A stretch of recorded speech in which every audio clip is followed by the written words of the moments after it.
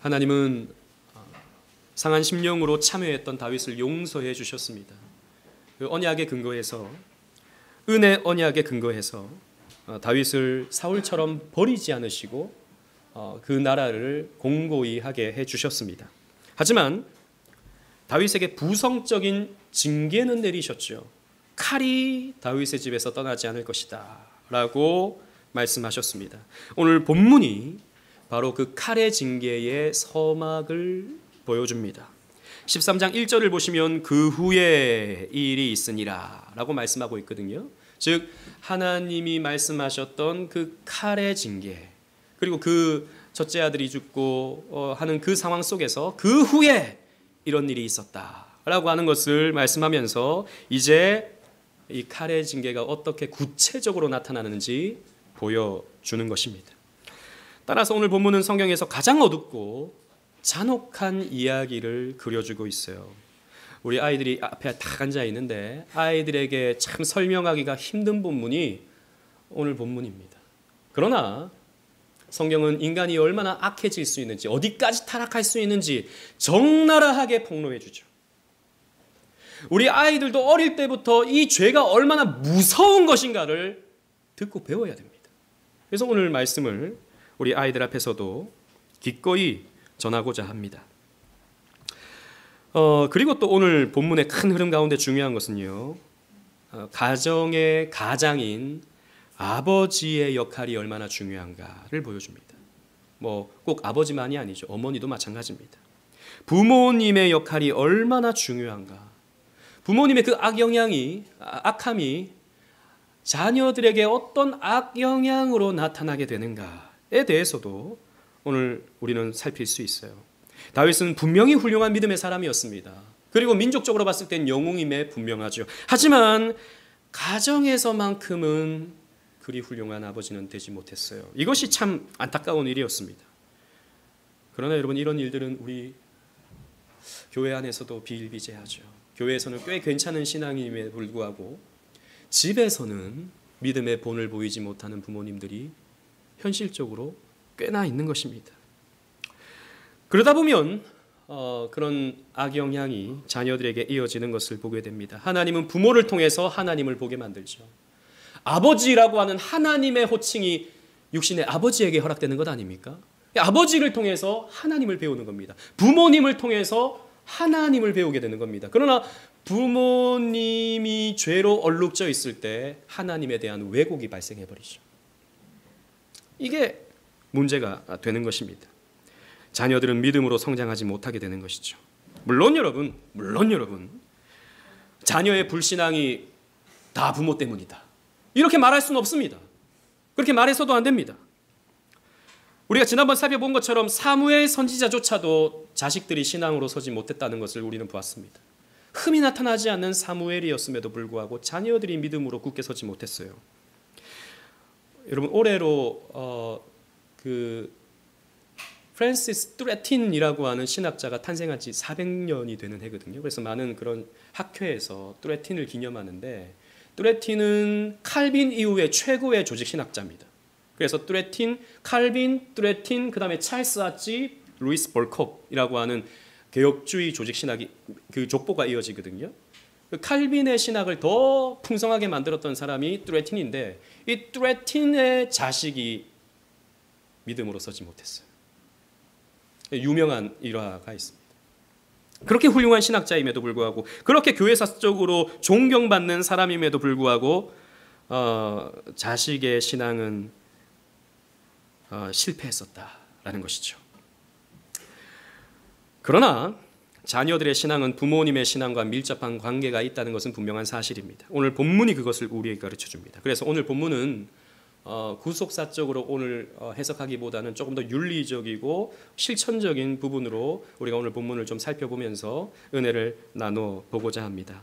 1절 2절 말씀 우리 다 같이 한번 읽어볼게요. 1절은 제가 읽고 2절은 함께 읽겠습니다. 그 후에 이 일이 있으니라. 다윗의 아들 압살롬에게 아름다운 누이가 있으니 이름은 다말이라. 다윗의 다른 아들 암논이 그를 사랑하나. 시작.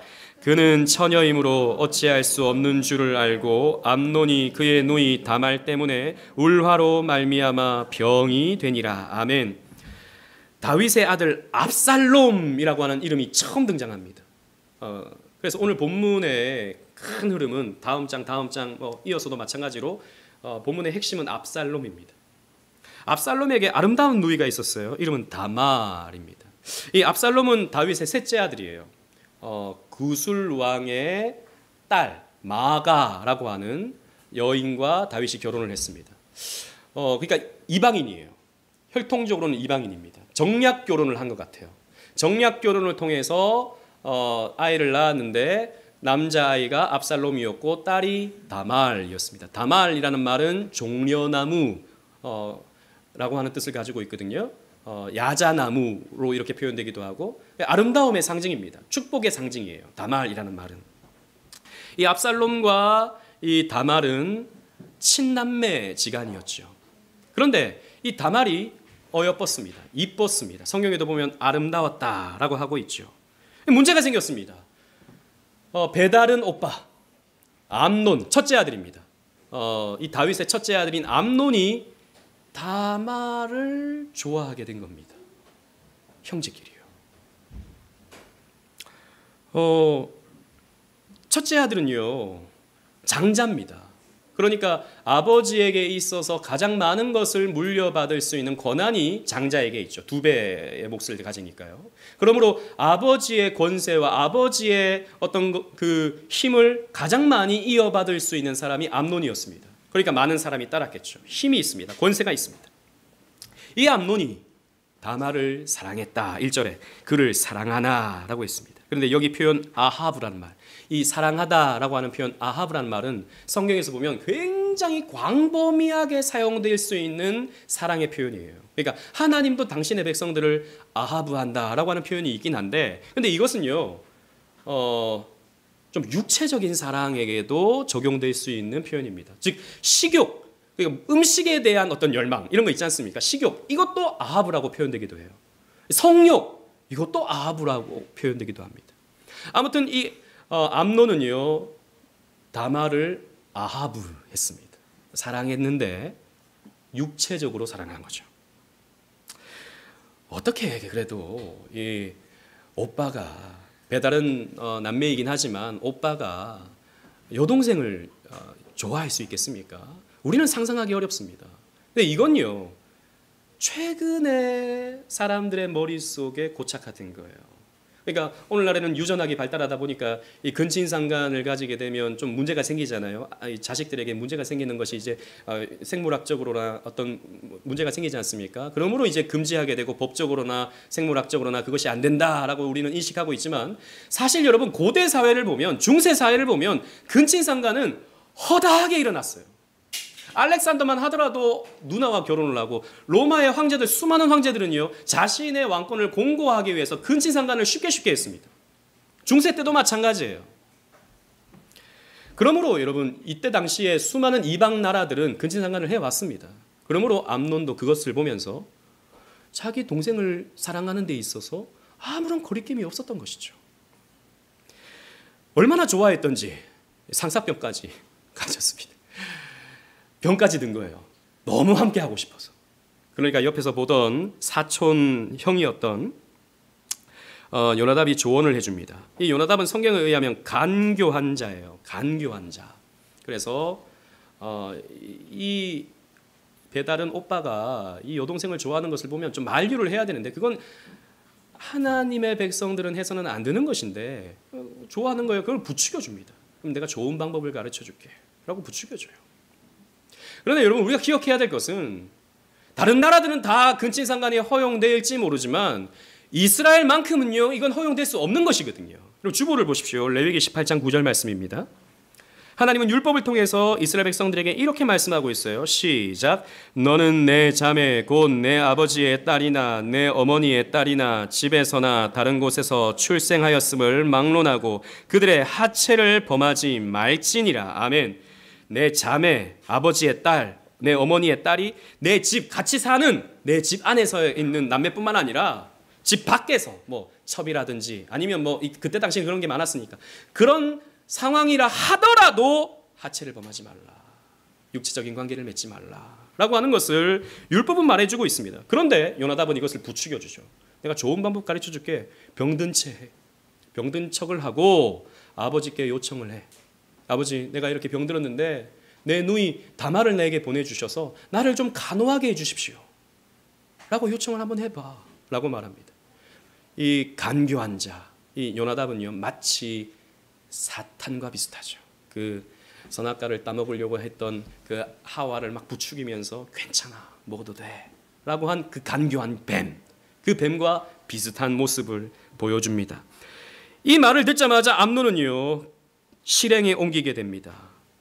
아버지, 다말을 나에게 보내주셔서 저를 좀 간호하게 해주십시오 라고 요청하니까 뭐 남매끼리 얼마든지 그렇게 할 수 있지 않습니까? 딸을 보내줍니다. 오빠를 좀 간호해 주라고. 그러나 암논의 꿍꿍이는 따로 있었죠. 다말은요 오라버니를 섬기기 위해서 맛있는 음식을 만들어 놓고 그 음식을 직접 먹여주려고 그 오빠에게 다가갑니다. 그러나 암논은 본색을 드러내죠. 11절 말씀 보십시오. 11절을 제가 읽겠습니다. 그에게 먹이려고 가까이 가지고 갈 때에 암논이 그를 붙잡고 그에게 이르되 나의 누이야 와서 나와 동침하자 하는지라. 나의 누이야. 누이입니다. 나의 누이야. 나와 동침하자. 다말은 굳고 저항합니다. 12절 다말의 저항을 보십시오. 그가 대답하여 이르되 아니라 이거 안 됩니다. 여러분 요즘 아이들에게도 학교에 가면 이런 걸 교육시키거든요. 이런 성적인 어떤 접촉이 있을 때 안 돼요, 싫어요, 도와주세요 이렇게 외치지 않습니까? 필요하죠. 그런 교육들이 필요하죠. 다말도 그렇게 외쳤습니다. 안 됩니다. 아니라 라고 했어요. 그리고 또 뭐라고 말합니까? 내 오라비여, 오라버니여, 당신과 나는 남매관계입니다. 당신은 나의 오라버니입니다. 우리는 이런 관계를 맺을 수 없습니다. 우리는 함께 동침할 수 없는 자입니다 라고 말합니다. 그리고 나를 욕되게 하지 말라. 이런 일은 이스라엘에서 마땅히 행하지 못할 것이다 라고 했습니다. 이것은 다른 나라는 가능할지 모르지만 우리 이스라엘에서는 이런 일이 일어나서는 안 됩니다 라고 다말은 정확하게 말하고 있어요. 하지만 둘밖에 없었던 그 침실에서 여자였던 다말은 남자인 암논을 이길 수 없었죠. 다말은 성폭행을 당하고 말았습니다. 오빠에게서요. 다말은 우리가 쉽게 추측할 수 있듯이 마음에 큰 상처를 입었습니다. 여러분 생각해 보십시오. 암논이 어찌 이런 죄를 저질렀을까요? 왜 이렇게 거침없이 여동생을 성폭행할 수 있었을까요? 왜 자신의 음욕을 이기지 못했을까요? 여러분 왜 이렇게 쉬웠겠습니까? 생각해 보십시오. 자신의 지위와 자신의 힘과 자신의 이 권세로 얼마든지 음욕은 해결할 수 있다라고 하는 것, 아버지가 그랬기 때문입니다. 아버지가 그렇지 않습니까? 자신의 힘과 자신의 지위와 자신의 권세로 밧세바를 취해버렸지 않습니까? 안 되는 일인데, 금지된 일인데 하면 안 되는 것임에도 알면서 불구하고 괜찮다라고 하면서 밧세바를 범하지 않았습니까? 그러니 암논도 쉬웠던 것입니다.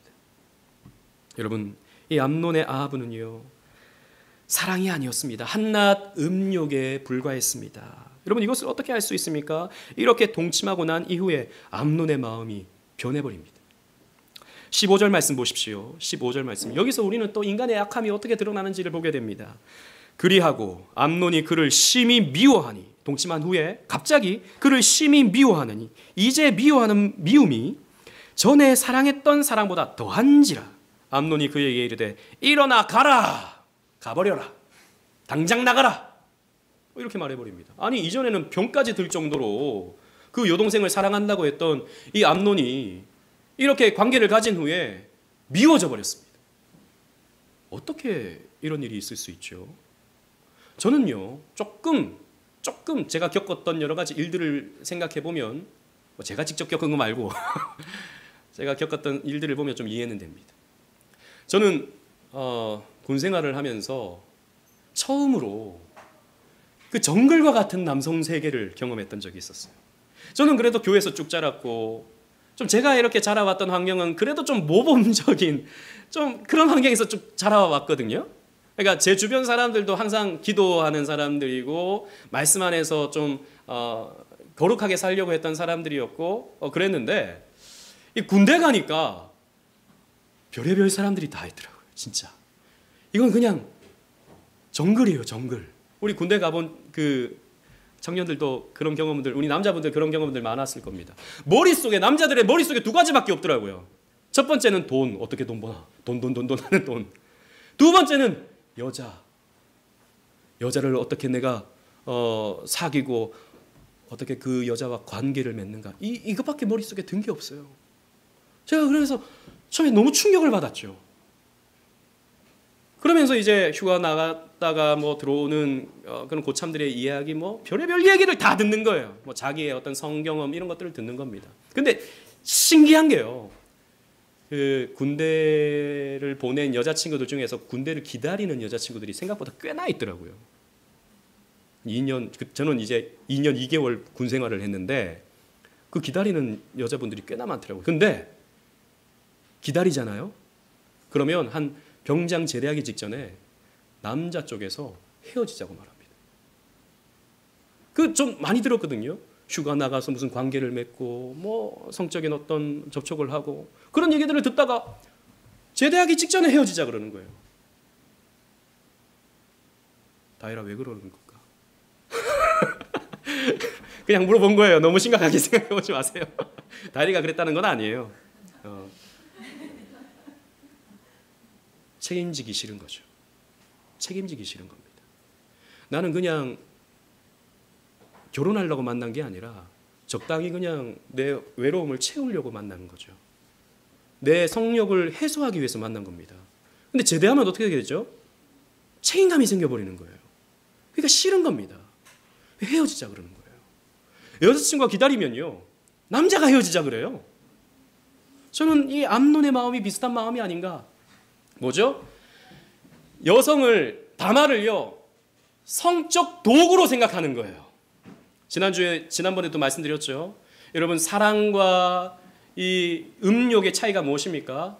상대방을 성적인 도구로 생각하는 겁니다. 성욕을 채우면 도구는 어떻게 됩니까? 그냥 버리면 되는 거예요.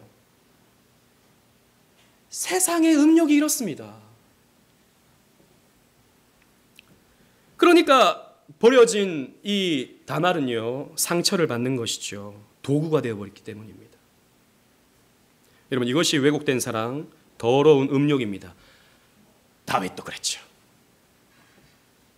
책임질 수 없는 상황에서 갖게 되는 모든 동침은 결코 사랑이 될 수 없어요. 책임질 수 없는 관계, 육체적 관계는 사랑이 될 수 없습니다. 욕구를 해소하는 겁니다. 제가 만난 대부분의 남자들이 그랬습니다. 제가 남자니까. 제가 봤던 경우 그렇습니다. 혼전 성관계. 주로 이렇게 말하죠.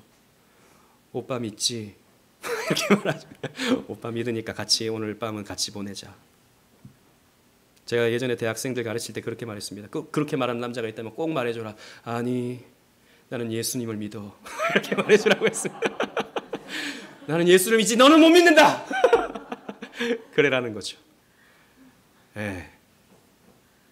그렇게 사람은 아주 달콤한 말로 다가오지만 아니요, 성적 도구로 여기는 겁니다. 책임질 수 없는 관계죠. 여러분, 오늘날 동거는 굉장히 많아지고 있습니다. 혼전 성관계에 있어서 동거를 논하지 않을 수가 없죠. 여러분, 생각해 보세요. 사람들이 이렇게 말합니다. 어떻게 결혼이라고 하는 중대한 결정을 하는데 그 사람이 어떤 사람인지 한번 살아보고 결정하는 것이 훨씬 더 효과적이지 않는가, 이렇게 말들을 합니다. 그렇잖아요. 결혼이라고 하는 것은 물을 수가 없는 일이지 않습니까? 혹시 모르게 된다면 엄청난 또 피해를 입어야 되지 않습니까? 그러니까 한번 살아보고 이 사람이 괜찮으면 결혼하고 괜찮지 않으면 그냥 헤어져야겠다라고 생각하는 사람들이 굉장히 많죠. 지금 유럽 같은 경우에는 커플이 있다면 70%는 동거를 선택하고 30%만 결혼을 한다고 합니다. 태어나는 아이들의 70%는 그러니까 정상혼이 아니에요.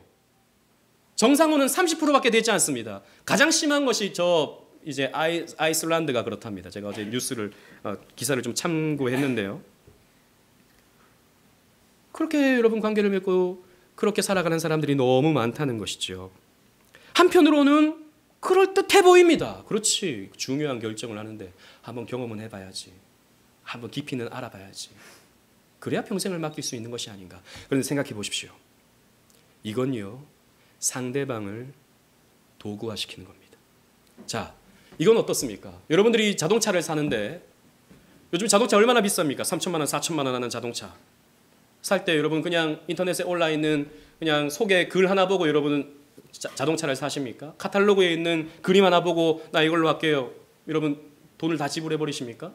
그렇지 않죠. 자동차를 살려면 적어도 가봐야 되는 겁니다. 만져봐야 되는 거예요. 시승도 해봐야 되는 겁니다. 승차감이 어떤지 경험도 해봐야 되는 겁니다. 괜찮으면 사는 것이고 안 괜찮으면 안 사는 것이죠. 동거와 다를 바가 없습니다. 상대방을 상품화하는 거예요. 상대방을 도구화하는 것입니다. 몇 년 전에 미국 뉴욕 타임즈에 이런 기사가 칼럼이 올라와 있었던 것을 제가 뭐 다른 글을 통해서 봤습니다. 매기 제이라고 하는 칼럼니스트인데요. 이 사람은 상담가입니다. 상담가. 이 사람은 당연히 기독교인이 아니고 뉴욕 타임즈는 당연히 기독교 어떤 것에 대한 글을 쓰는 그런 매체는 전혀 아닙니다.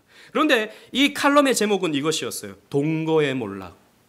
사람들이 점점 동거를 많이 하는데 동거가 사람들을 행복하게 만들어주지 못하더라라는 겁니다. 실제로 여러분 어느 나라를 봐도 동거를 한 후에 결혼하는 커플이 훨씬 더 많은 이혼율이 높아진다는 것을 볼 수 있어요. 어느 나라든. 우리는 상식적으로 생각할 때 한번 경험해보고 결혼했으니까 훨씬 더 잘 살 것 같지만 오히려 그 반대더라라는 것입니다. 이 칼럼에서 누군가가 이제 이 매기 제이라고 하는 여인에게 상담을 요청했습니다. 그리고 그 여인은 3년간 사랑하는 남자와 동거를 했습니다. 그런데 이 여자는 버려졌어요. 근데 이 여자가 이렇게 말합니다. 저는 그의 아내가 되기 위해서 수년간의 끝없는 오디션을 보는 것 같았습니다. 라고 말했다는 거죠. 그 사람을 사랑했어요. 그래서 같이 살았습니다. 성관계를 맺었어요. 그 사람과 영원히 함께 하고 싶었습니다. 그런데 그 사람은 나하고 결혼하자고 말을 하지 않아요. 조금 더 있어보고 조금 더 있어보고. 끝없는 오디션을 보는 것 같았다는 거죠. 그 사람에게 조금 더 잘 보이려고 그 사람에게 조금 더 선택받으려고 애를 썼는데 결국에는 버려진 겁니다. 하늘이 무너지는 것 같았죠. 온갖 상처만 입은 채 말입니다. 여러분 이게 세상의 가르침입니다. 세상은 지금 그렇게 말하고 있어요. 여러분 오늘 이 설교를 듣는 세상에 사람들이 있다면 아니 시대가 지금 어떤 시대인데 그런 고리타분한 설교를 하십니까? 목사님 지금 청년들이 지금 젊은이들이 어떤 생각을 하고 있는지 목사님 그런 설교하면요 오히려 청년들이 더 교회를 뛰쳐나갈 겁니다 라고 말할지 모르겠습니다. 그러나 여러분 곰곰이 생각해 보십시오. 그래서 이 세계가 이 세상이 사람들이 더 행복한 세상이 되고 있는가 한번 찾아보십시오. 한번 살펴보십시오. 성경은 우리에게 이렇게 말해주고 있습니다. 하나님의 거룩한 백성은 세상의 음란한 문화에 동조해서는 안 된다라는 거죠. 성은 너무나도 귀하고 성은 너무나도 가치 있고 성은 너무나도 결혼은 너무나도 귀한 것이기 때문에 보호받아야 되고 신중해야 되고 다른 누군가와 함께 나눌 수 없는 것이다 라고 하는 것을 성경이 우리에게 가르쳐주는 것이죠.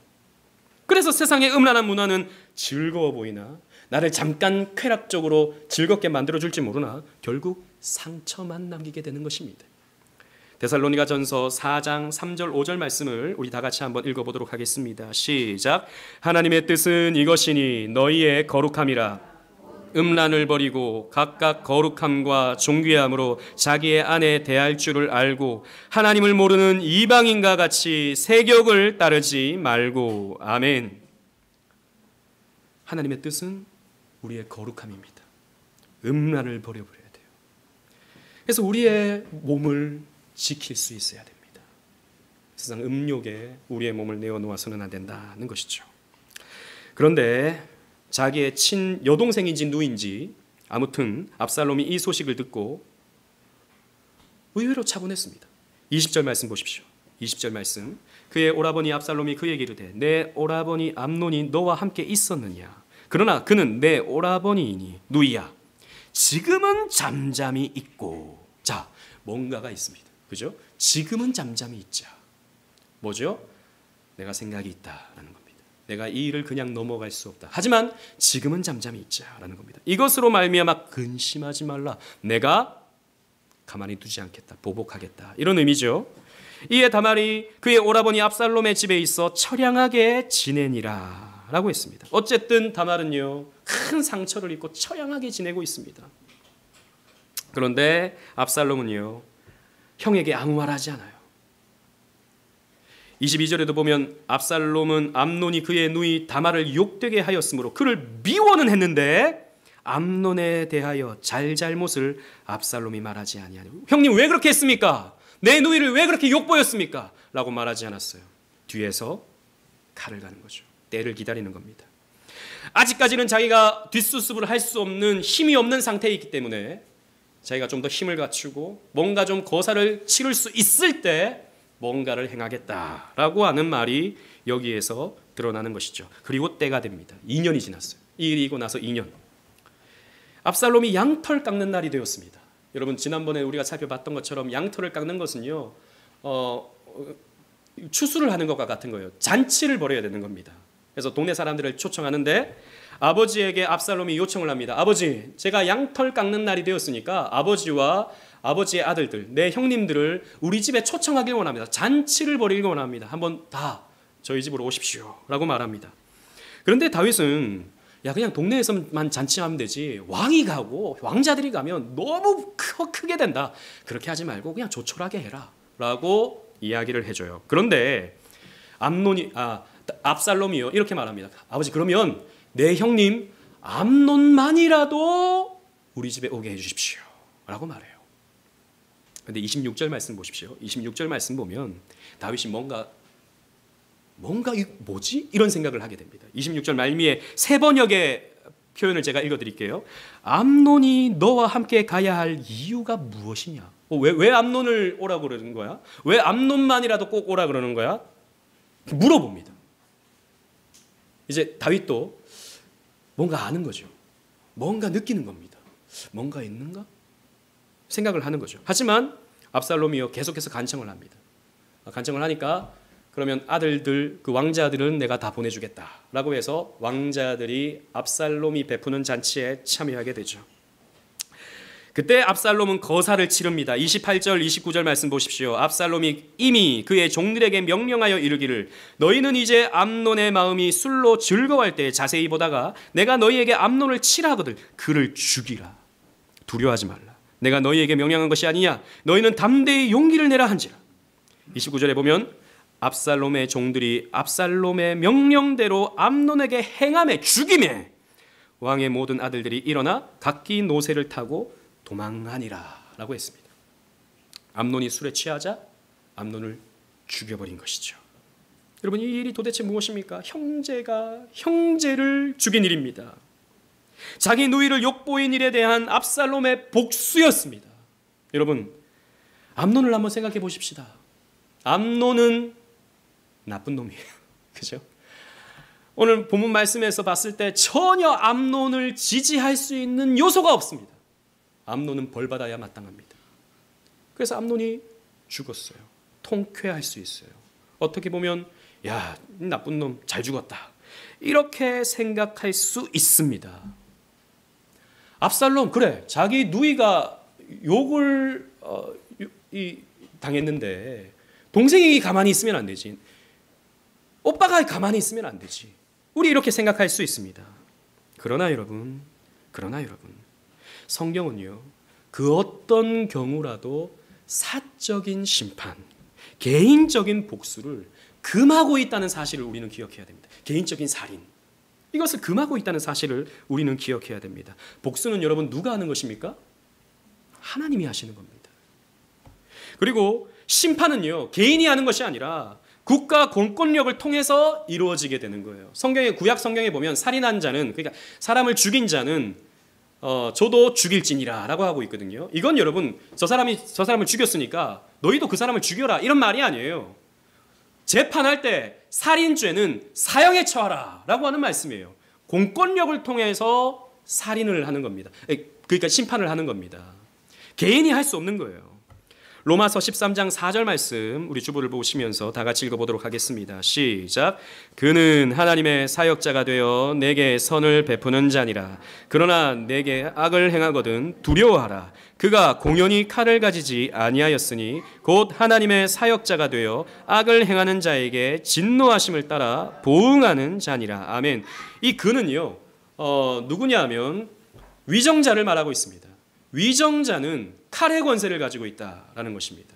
칼의 권세를 가지고 악을 저지른 사람을 벌할 수 있는 거예요. 죽일 수 있는 겁니다. 사형도 가능하다라는 것입니다.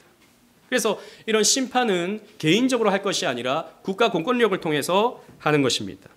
만약에 개인적인 보복이 허락되어진다면, 개인적인 살인이 반복되어진다면 이 사회는요 피로 물들게 될 겁니다. 그죠?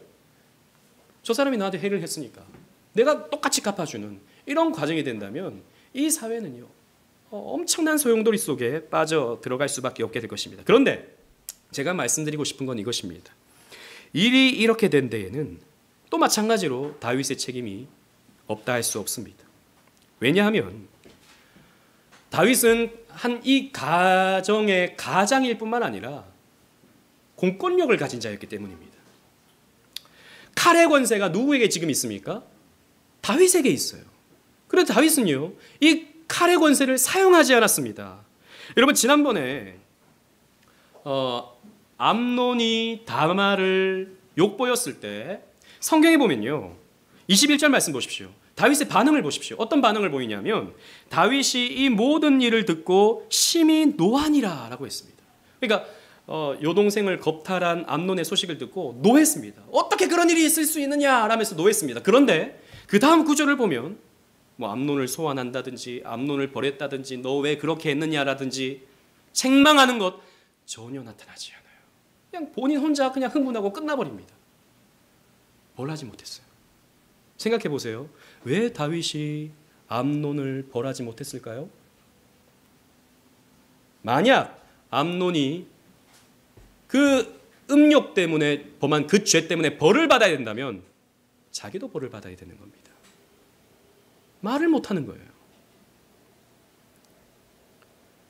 그래서 가만히 둡니다. 가만히 두니까 어떻게 되죠? 압살롬이 그러면 내가 죽이겠다라는 것이죠. 사적인 복수고 사적인 심판이 이루어지도록 어떻게 보면 다윗이 조장을 해버린 겁니다. 그러나 그렇다고 해서 압살롬의 이 살인이 허용될 수는 없는 것이죠. 여러분 최근에 부산에서 일어난 돌려차기 사건을 혹시 아십니까? 여러분 뉴스를 통해서든 또 어떤 시사 프로그램이든지 그런 것을 통해서 보셨을 겁니다. 그 사건의 전말을 보면 그 남자가 얼마나 악한 자인지 우리는 알게 돼요. 그냥 밤에 길 걸어가는 여자가 이제 엘리베이터를 기다리고 있는데 뒤에서 그냥 돌려차기를 해가지고 여자를 기절시키고 여자를 업어서 어디로 데려가지 않습니까? 무슨 짓을 했는지 확실히 알 수는 없지만 성폭행을 하지 않았을까 이렇게 추측을 하는 것이죠. 그런데 성폭행의 증거가 없습니다. 이제 검사들이 또 경찰들이 조사를 했는데 그 증거가 없는 거예요. 그러니까 단순 그냥 폭행죄로 그냥 처벌을 받는 겁니다. 그래서 1심에서 이제 검찰은요 징역 20년을 구형했는데 이 사람이 울고불고 막 자기가 잘못했다고 그러는 거예요. 그래서 감형을 받았어요. 12년으로. 전과 18범입니다. 별의별 짓을 다 한 거예요. 그런데 이번에 또 그렇게 들어가서 감형이 된 겁니다. 1심에서. 그걸 이제 시사 프로그램에서 이게 뭔가 잘못됐다. 성폭행의 흔적이 있다. 그리고 이 사람은 그냥 가만히 둬서는 안 되는 사람, 반성하는 사람이 아니다라는 것을 추적해냈죠. 실제로 구치소에 같이 있었던 사람들의 증언을 들어보니까 이 사람이 전혀 반성을 하지 않고 있고 오히려 그것을 자랑스럽게 생각하고 있고 나가면 그 여자에게 복수할 거라고 이렇게 말했다고 하죠. 그러니까 이제 2심이 진행되고 이제 또 계속 재판이 진행되고 있는데 앞으로 어떻게 될지 모르겠습니다. 근데 이런 상황에서 국민들은 답답한 거죠. 도대체 사법부는 뭐 하고 있느냐? 도대체 재판은 도대체 어떻게 되고 있냐? 저런 사람을 저렇게 또 반성을 한다면서 감형을 해주는 게 이게 말이나 되는 일이냐라고 엄청난 국민적 공분이 일어나는 겁니다. 그러자 최근에 지난주에 어떤 일이 있었냐면 어느 유튜버가 그 사람의 신상을 공개해버렸죠. 사법부는 아직 재판 중인 상황이기 때문에 이 사람을 공개할 수 없다라고 하는데 유튜버가 정의롭게 나는 이것을 공개하겠다라고 해서 그 사람의 이름, 그 사람의 어떤 나이, 그 사람의 출신 이런 것들을 다 공개해버렸습니다. 사람들은 박수를 치죠. 국가가 못하는 일을 이 사람이 하는구나. 대단하다, 훌륭하다, 엄청난 후원, 엄청난 조회수 이런 것들을 뽑아줬습니다. 여러분, 저도 그 재판하는 걸 이런 걸 보면 답답하죠. 아니 저 사람을 어떻게 저렇게 가만히 둘 수 있나. 그리고 저 사람의 신분은 좀 공개해서 사람들로부터 좀 수치도 당하고 앞으로 정상적으로 좀 못 살도록 좀 이렇게 만들어야 되는 건 아닌가. 아니면 무기징역을 시켜놓든지 그래야 되는 건 아닌가. 이런 생각이 있어요. 하지만 그것하고 국민적 공분을 갖는 것하고 내가 심판자가 되어서 그 사람의 신상을 다 공개하는 것, 이건 사실 국가가 할 일이지 개인이 할 일이 아니다라는 것이죠. 국가가 할 일이다라는 것입니다. 그래서 뭐 부랴부랴 이제 그 영상은 막을 수는 없고 뭐 그 조회수에 대한 그 수입이 생기잖아요. 이걸 막았다 그러더라고요. 그러니까 이 사람이 자기 계좌번호를 이제 게시를 하는 겁니다. 나 수입이 없으니까 이런 정의로운 일을 하기 위해서 나에게 후원을 해달라. 계좌번호를 이렇게 내는 거죠. 여러분 이렇게 되잖아요. 그러면 이제 앞으로 수많은 정의의 사도들이 일어나게 됩니다. 재판 중인 아직 시시비비가 가려지지 않은 소문들로 그 사람이 나쁜 놈이라며 그러면 유튜버들은요 달려가서 그 사람의 신상을 공개하기 시작하죠. 엄청난 후원들이 생겨나갑니다. 아마도 그 유튜버는요 벌금 한 몇백만 원 받을 것 같아요. 그런데 그 사람이 얻은 수입은 몇천, 몇 억입니다. 제가 뭐 그 사람이 잘했다 잘못했다라는 말씀을 드리는 게 아니에요. 심판은 누가 하는 것입니까? 하나님이 하시는 것이고 국가 권력을 통해서 하는 겁니다. 근데 이게 되지 않으니까 지금 이 압살롬에게 이런 문제가 생기고 이 가정에 이런 불화가 생기는 거죠. 여러분 우리는 이 사회에 사법부의 어떤 불신 이런 것들을 많이 보게 됩니다. 도대체 재판을 어떻게 하는 거야? 의인이 오히려 억울함을 당하고 악인이 오히려 떵떵거리는 이런 모습들을 우리는 보게 되죠. 그렇다고 해서 여러분 우리가 심판자로 서서는 안 됩니다. 그렇기 때문에 우리는 하나님을 더욱 신뢰할 수 있어야 돼요. 예레미야 11장 20절 말씀 보십시오. 하나님께서 벌하신다고 우리에게 약속하고 있습니다. 시작. 공의로 판단하시며 사람의 마음을 감찰하시는 만군의 여호와여, 나의 원통함을 주께 아뢰었사오니 그들에게 대한 주의 보복을 내가 보리이다 하였더니. 이 세상에서는 악인이 호의호식하며 살지 모릅니다. 하지만 이 세상이 다가 아니죠. 오는 세상에서 분명 하나님은 그 죄에 대해 책임을 물을 겁니다. 하나님만이 완벽하게 재판을 하실 수 있는 하나님이세요. 이 세상의 재판은 다 불완전합니다. 우리나라뿐만 아니라 세계 곳곳이 다 그래요. 판결이 나면 다 만족을 못합니다. 그러나 그렇다고 해서 내가 나서는 것이 아니라 하나님께 맡겨야 된다라고 하는 것을 본문이 우리에게 가르쳐주는 것이죠. 여러분 지금 이 다윗의 아들들에게 일어난 이 일을 보십시오. 첫째 아들 암논은 간음죄를 저지르고 결국 동생의 손에 의해 살해를 당했습니다. 다른 사람도 아닌 동생에게요. 셋째 아들 압살롬은요 살인죄를 저지르고 이제 아버지를 피해서 구술당으로 망명해 갔습니다. 어떻게 이런 일이 벌어졌습니까? 1차적으로는요 압살롬의 죄 그리고 암논의 죄악 때문입니다. 그죠? 1차적으로는 그들에게 잘못이 있어요. 하지만 여기에 다윗의 책임이 없다 할 수 없다라는 것이죠. 어떤 책임이 있습니까? 처음에 암논이요 다말을 범했을 때 다윗이 암논을 책망했어야 옳습니다. 벌했어야 옳습니다. 징역에 처했어야 옳습니다. 그런데 26절에도 보면 왕이 그에게 이르되 그가 너와 함께 갈 것이 무엇이냐? 압살롬에게 말하는 것이죠. 압살롬에게도 뭔가 꿍꿍이 있다는 것을 눈치챘습니다. 그러나 또 마찬가지로 다윗은 아무 일도 하지 않아요. 그냥 아들들을 보내줘 버립니다. 너 형 건들지 마. 형을 해하지 마. 라고 말하지 않았어요. 암논에게도 뭐라고 말하지 않았고 압살롬에게도 뭐라고 말하지 않았습니다. 왜 말하지 못했을까요? 자신의 잘못이 있다는 것을 알았을 겁니다. 앞에서 말씀드린 것처럼 자기도 간음죄를 저질렀고 자기도 살인죄를 저질렀었는데 너 형 해하지 마 라고 하면 압살롬이 뭐라 그럴 것 같습니까? 아버지는 그러면 우리아를 왜 그렇게 했어요? 라고 말하지 않겠습니까? 암논에게 너 왜 누이에게 그렇게 했느냐? 그건 금지된 일이야 라고 하면 그럼 아버지는요? 아버지는 왜 그냥 넘어갑니까? 이렇게 말하지 않겠습니까? 자신의 모습을 보는 거예요. 그러니 처벌이나 책망을 할 수 없습니다. 여러분, 이것이 바로 오늘날 한국교회의 모습이기도 해요. 교회가 여러분 이 세상을 향해서 죄를 지적하는 곳이 돼야 되죠.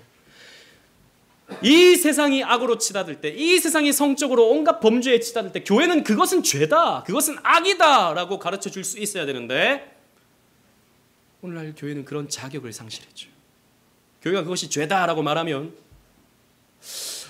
교회 다니는 사람들 똑같던데요? 이렇게 말하지 않겠습니까? 아니, 교회 다니는 사람들이 더 하던데요? 이렇게 말하지 않겠습니까? 그러니까 말할 수 있는 자신감과 자격을 잃어버린 거예요. 그래서 여러분, 우린 부모님들은요, 우리 자녀들 앞에서 바른 모습을 보여줘야 됩니다. 믿음의 본을 보여줘야 됩니다. 그냥 내가 교회에서만 적당히 거룩한 모습을 보여줄 것이 아니라 삶 속에서 믿는 자로서의 의로운 모습을 보여줄 수 있어야 되는 것이죠. 하지만 여러분, 누가 나는 완벽하게 살아서 나는 자녀에게 이런 말을 할 수 있다라고 할 수 있겠습니까? 그런 사람은 없습니다. 우리는요, 한편으로 보면 자식에게 뭐 말할 수 있는 자격이 없는 사람들이에요. 저도 마찬가지입니다. 가만히 생각해 보면 저도 그래요.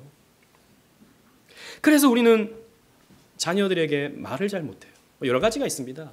뭐 다윗도 그런 마음이 있었을 것 같아요. 미안한 마음, 자녀에게 미안한 마음. 어쨌든 다윗이 젊을 때 전쟁에 나가서 뭐 땅을 넓히느라고 자식들과 함께 시간을 보내지 못했을 것 아니겠습니까?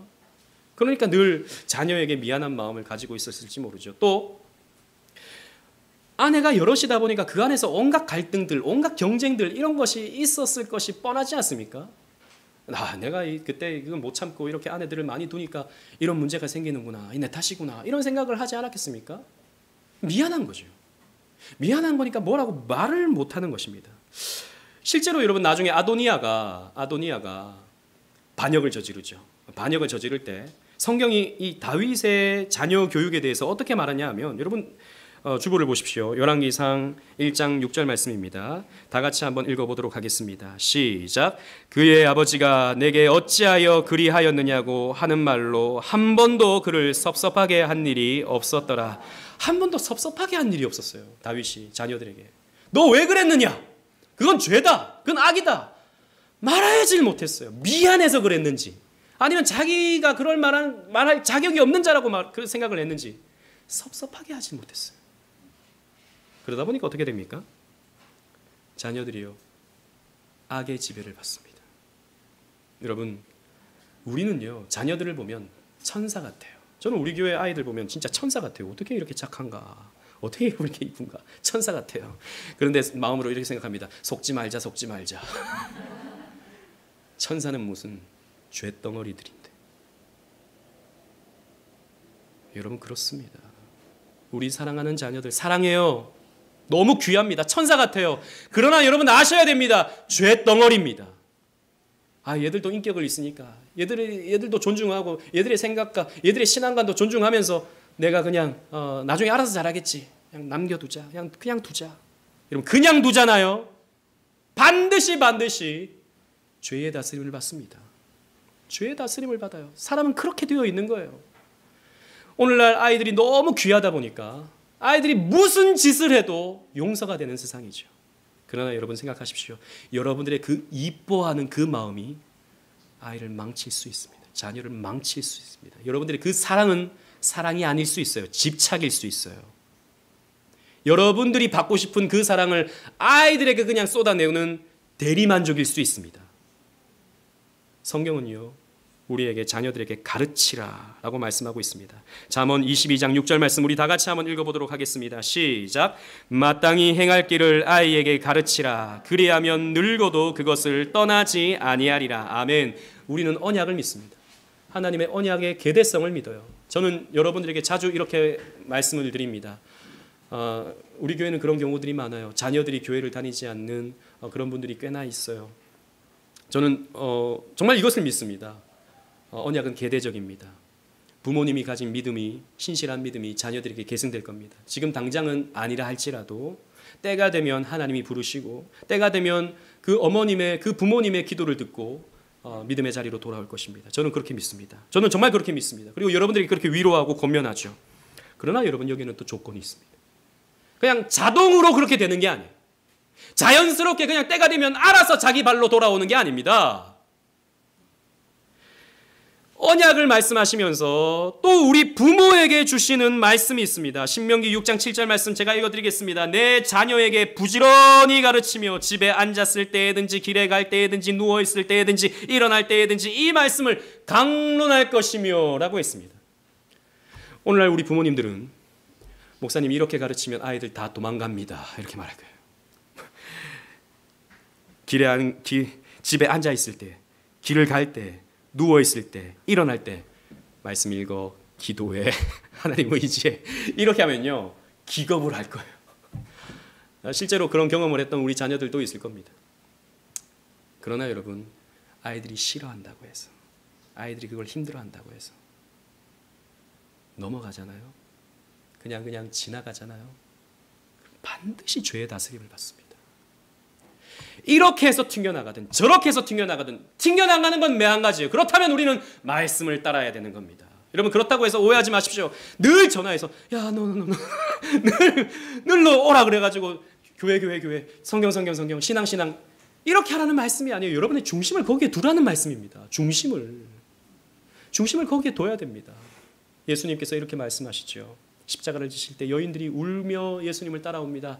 여인들아, 나를 위해서 울지 말고 너희 자녀들을 위해서 울라. 우리 주님의 말씀입니다. 그 마음을 우리 부모님들이 가져야 된다는 것이죠. 그 마음을 보는 자녀들은 지금 당장은 아니라도 때가 되면 돌아올 수 있다는 겁니다. 그런데 자기 앞가림은 하고 다 사니까, 그래도 꽤 괜찮게 살아가니까 지 인생 지 거지 라고 생각하고 그냥 던져둔다면 죄의 노예가 될 것입니다. 우리는 이 사실을 기억해야 돼요. 그러므로 여러분, 우리는 내가 부족한데 내가 자녀에게 무슨 말을 할 자격이 있을까? 이런 생각은 마귀의 생각이라는 것을 우리는 깨달아야 됩니다. 가르쳐야 됩니다. 야단을 쳐야 됩니다.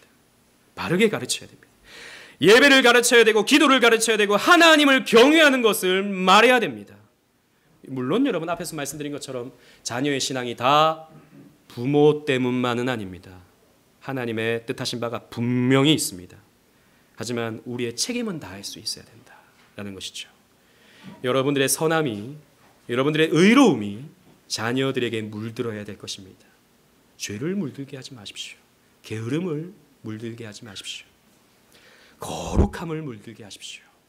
그런 은혜가 있는 저와 여러분들의 모든 가족들이 되시기를 주님 이름으로 축원합니다. 아멘.